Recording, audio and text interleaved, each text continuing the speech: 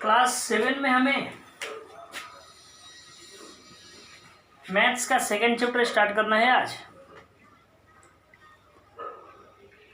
और इस second chapter का नाम है ऑपरेशंस ऑन रेशनल नंबर।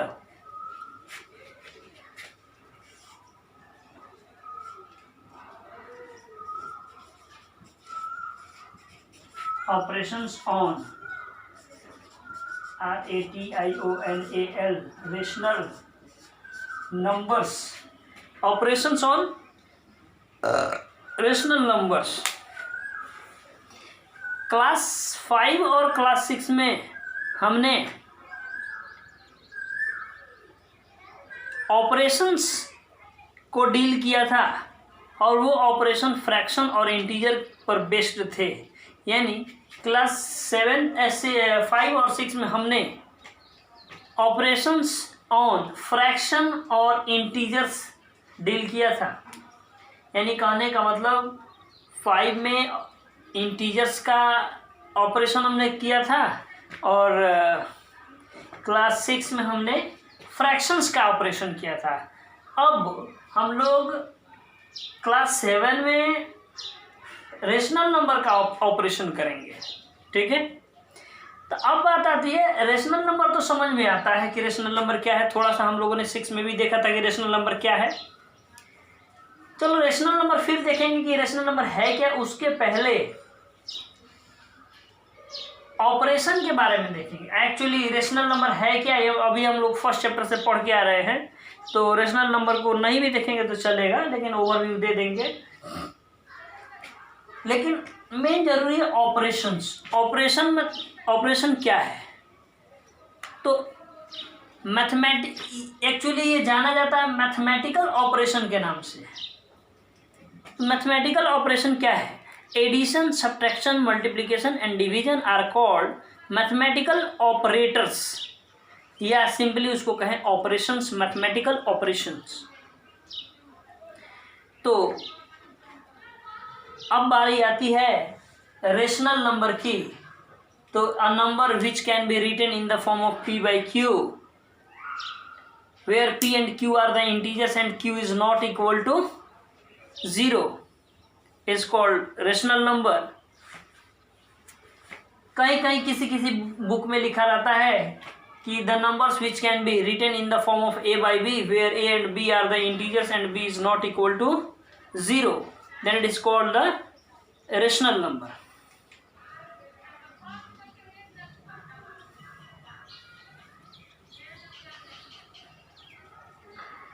तो operations on rational number, operations यानी एडिशन, सब्ट्रैक्शन, मल्टीप्लिकेशन,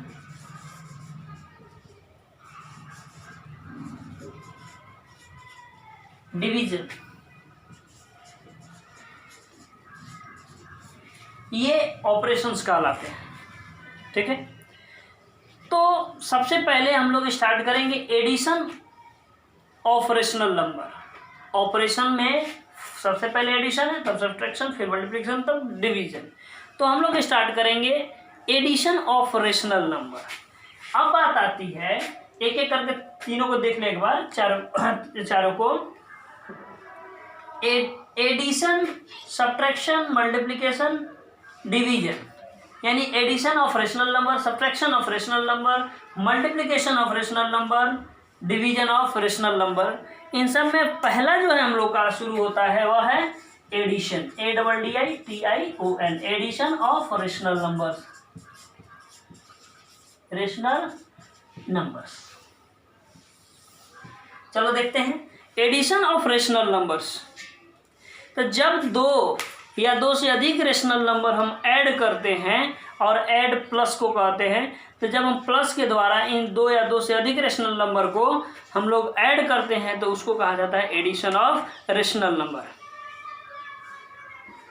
तो अब देखें एडिशन ऑफ रेशनल नंबर पढ़ रहे हैं तो इसमें दो तरह का सामना करना पड़ता है। पहला ऐसे रेशनल नंबर्स जिनका डिनोमिनेटर सेम हो, और दूसरा ये है कि ऐसे रेशनल नंबर्स जिनका डिनोमिनेटर डिफरेंट है।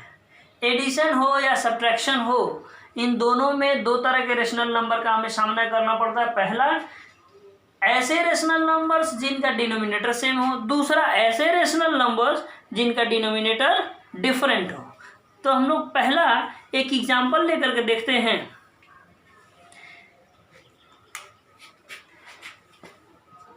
When denominators of rationals are same, example के रूप में 2/7 + 5/7, दोनों का एडिशन करना है, दोनों का एडिशन करना है। तो दोनों का डिनोमिनेटर यहाँ सेम है, तो जब कभी भी डिनोमिनेटर सेम हो तो रेशनल नंबर इनके न्यूमरेटर्स को सिंपली ऐड कर दिया जाता है लिख करके।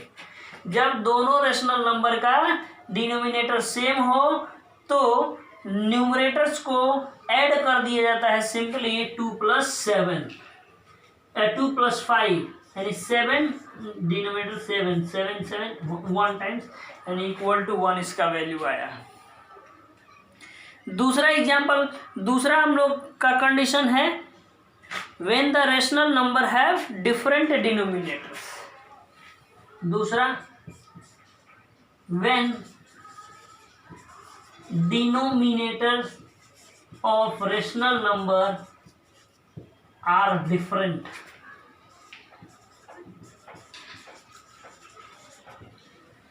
When denominator of rational numbers are different, यानी जब डिनोमिनेटर अलग अलग हो। तो फर्स्ट 1/4 एंड 2/3, 1/4 एंड 2/3, दोनों का डिनोमिनेटर क्या है? डिफरेंट है। तो 1/4 + 2/3 दोनों को हम लोग जब ऐड करते हैं तो इनके डिनोमिनेटर का हम लोग क्या करते हैं? एलसीएम ले लेते हैं। तो जब कभी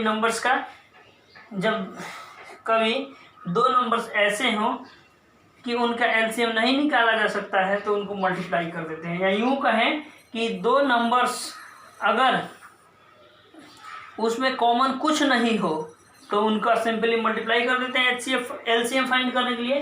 तो 4 × 3 = 12, 4 से डिवाइड करेंगे 12 में कितना आएगा? 3 से 1 में मल्टीप्लाई कर देंगे 3 प्लस 3 से डिवाइड करेंगे 12 में कितना आएगा? 3 4 × 12 4 से न्यूमरेटर 2 में मल्टीप्लाई करेंगे 4 × 2 = 8, यानी ऐड करेंगे 8 3 11/12। तो इस तरह से इसका एडिशन हुआ। तो हम लोगों ने दो तरह के रेशनल नंबर्स को ऐड करना सीखा। एक वैसे रेशनल नंबर जिनका डिनोमिनेटर सेम थे, ऐसे रेशनल नंबर जिनका डिनोमिनेटर डिफरेंट था। अब हम कुछ प्रॉपर्टीज देखेंगे और इन प्रॉपर्टीज के आधार पर हम लोग वर्कशीट सॉल्व करना शुरू करेंगे। तो चलते हैं, फर्स्ट प्रॉपर्टी को देखते हैं।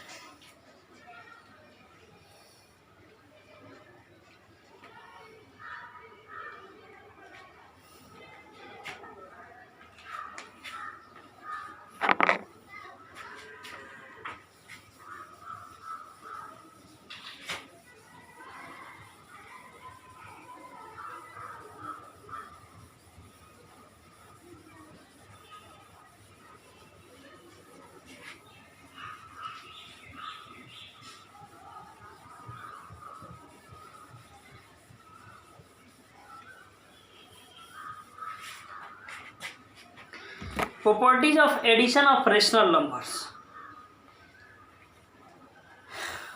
फर्स्ट प्रॉपर्टी ये कहता है verify that the sum of two rational numbers that is -2/7 and 1/4 remains the same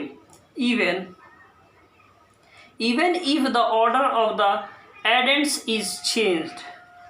यानी कहने का मतलब ये हुआ कि हमारे पास मान लो दो रेशनल नंबर है, एक -2/7 और दूसरा 1/4 है। इन दो रेशनल नंबर का सम तब भी वही रहता है जब इनका ऑर्डर चेंज कर दिया जाता है। जैसे -2/7 + 1/4, इसका एलसीएम निकालते हैं। 7 और 4 का एलसीएम 28 आएगा। 7 से 28 में डिवाइड करेंगे 4 आएगा। 4 से -2 में मल्टीप्लाई कर देंगे -8, प्लस 4 से 28 में डिवाइड करेंगे 7 आएगा। 7 1 जा 7। अब यहाँ हो गया, माइनस करेंगे -1/28। तो यहाँ पर इसका सम कितना है, -1/28। अब इसका ऑर्डर चेंज कर देते हैं। 1/4 प्लस -2/7, यानी 1/4 माइनस प्लस -2/7। इसका एलसीएम 4 और 7 का एलसीएम 28। 4 से 28 में डिवाइड करके कितना आएगा, 7। 7 1 जा 7, माइनस 7 से 4 में 28 में डिवाइड करेंगे 4, 4 2 जा 8, माइनस करेंगे कितना आएगा, -1/28। देखो यहाँ पर जब ऑर्डर था -2/7 प्लस 1/4 इज इक्वल टू, इसका सम आया था -1/28। अब ऑर्डर मैंने चेंज कर दिया, पहले -2/7 पहले था और 1/4 बाद में। अब क्या हुआ, 1/4 पहले हो गया और -2/7 बाद में। इसका सम भी उतना ही आया, यानी 2/7 plus 1/4 is equal to 1/4 plus -2/7 is equal to -1/28। यानी दोनों का रिजल्ट सेम रहता है, ऑर्डर राइटिंग ऑर्डर चेंज करने के बाद भी। अब तो इसको हम लोग कह सकते हैं a plus b is equal to b plus a. तो जब इस तरह का प्रॉपर्टी मिले a plus b is equal to b plus a, तो इस तरह के प्रॉपर्टी को हम लोग कम्यूटेटिव प्रॉपर्टी कहते हैं, या ऐसे यूं कहिए कि commutative law of addition. This is called, this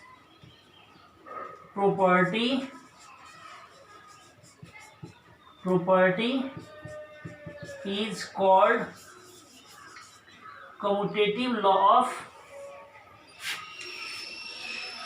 addition, COMMUTATIVE, commutative law of addition, commutative law of addition हो गया। ये रहा फर्स्ट प्रॉपर्टी। सेकेंड प्रॉपर्टी देखेंगे इसके बाद।